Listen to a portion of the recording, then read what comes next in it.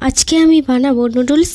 বাইরের নুডলস ছাড়াই আজকে বাড়িতে মাত্র একটা বোতলের সাহায্যে কিভাবে নুডলস তৈরি করা যায় সেটাই তোমাদের সাথে আজ শেয়ার করব। মাত্র 2 বাটি ময়দা দিয়ে বাড়ির সবার জন্য অনেক নুডলস বানাতে পারবে মাত্র 10 মিনিটে। তো তার জন্য ভিডিওটা একটু স্কিপ না করে দেখতে থাকো। বড় সাইজের টমেটোকে লম্বা লম্বা করে কেটে নিয়েছি, পেঁয়াজ নিয়েছি দুটো, ফুলকপি ছোটো করে কেটে নিয়েছি, শসা নিয়েছি আর কিছুটা ধনেপাতা কুচি নিয়েছি। ফুলকপির বদলে তোমরা যে কোনো ভেজিটেবলস এখানে ইউজ করতে পারো।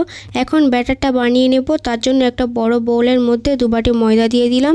তোমরা বেশি বানাতে চাইলে বা কম বানাতে চাইলে ময়দার পরিমাণটা কম বেশি করে নিতে পারো। এরপর হাফ চামচ নুন আর 1 গ্লাস পানি দিয়ে ময়দাটাকে হ্যান্ড উইক্স দিয়ে ভালো করে মিক্স করে নেব। পানির পরিমাণটা এখানে তোমাদের কম বেশি লাগতে পারে। আমি প্রথমে হাফ গ্লাস পানি দিয়ে একটু মিক্স করে বাকি হাফ গ্লাস পানি দিয়ে আবার মিক্স করে নেব।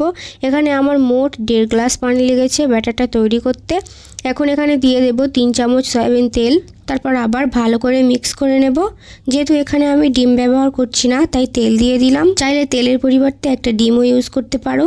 আমি ব্যাটারের কনসিস্টেন্সিটা ঠিক এরকম পাতলা রেখেছি। এবারে ব্যাটারটাকে একটা ছাঁকনি দিয়ে ছেঁকে এরকম একটা বোতলে ট্রান্সফার করে নেব। বোতলের চিপিতে আমি আগে থেকে একটা ছিদ্র করে নিয়েছিলাম। তারপর নুডলস বানানোর জন্য একটা ফ্ল্যাট প্যান নিয়েছি। কিছুটা সয়াবিন তেল দিয়ে একটা ব্রাশের সাহায্যে তেলটাকে পুরো প্যানে লাগিয়ে দেব। তারপর বোতলে রাখা ব্যাটারটা নিয়ে মাঝখান থেকে গোল করে সরু সরু করে নুডলসের আকারে ব্যাটারটা প্যানের চারিদিকে লাগিয়ে দেব। 1 মিনিট অপেক্ষা করলে ব্যাটারটা প্যান থেকে ওঠা শুরু করবে, তখন বুঝতে হবে নুডলসটা কুক হয়ে গিয়েছে। দেখতেই পাচ্ছ কত সুন্দরভাবে হয়ে গেল। এবার এগুলোকে তুলে নেব। পরের বারে যখন আবার নুডলস করতে যাব তখন আর তেল ব্রাশ করব না। একবার ব্রাশ করে 3-4 বার নুডলসগুলো তৈরি করা যাবে। ঠিক এইভাবে আমি সবগুলো নুডলস বানিয়ে নেব। এবারে আরেক রকমভাবে বানিয়ে দেখিয়ে দিচ্ছি।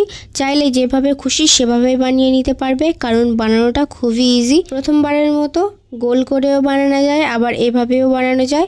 আমি দুভাবে বানানো দেখিয়ে দিলাম, যেটা সহজ মনে হয় সেটাই বানাতে পারবে।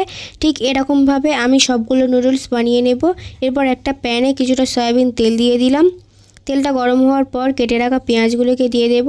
আবার স্প্যাচুলা দিয়ে নেড়েচেড়ে পেঁয়াজটাকে হালকা ভেজে নেব। পেঁয়াজটা ভাজা হয়ে গেলে তারপর এর মধ্যে দেব কেটে রাখা টমেটো কুচি। এবার এর মধ্যে ধনেপাতা কুচি দিয়ে দেব। তারপর টমেটো আর ধনেপাতাটাকে একটু ভেজে নেব। ভাজা হয়ে গেলে এর মধ্যে দিয়ে দেব ফুলকপি। ফুলকপিগুলোকে আমি আগে থেকেই সেদ্ধ করে রেখেছিলাম। তারপর পানি ঝরিয়ে দিয়ে দিলাম। এবার ফুলকপিগুলোকে ভালো করে ভেজে নেব। কাঁচা ফুলকপি ইউজ করলে ফুলকপিটা সেদ্ধ হতে দেরি হয়। এই সেদ্ধ করা ফুলকপি ইউজ করলে বেশি টাইম লাগবে না ফুলকপিটা আলাদা সেদ্ধ হতে।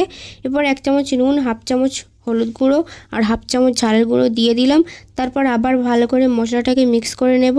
মশলাটা ভালো মতো মিক্স হয়ে গেলে এখানে দিয়ে দেব কিছুটা পরিমাণে টমেটো সস। এতে স্বাদটা কিন্তু দারুণ আসবে।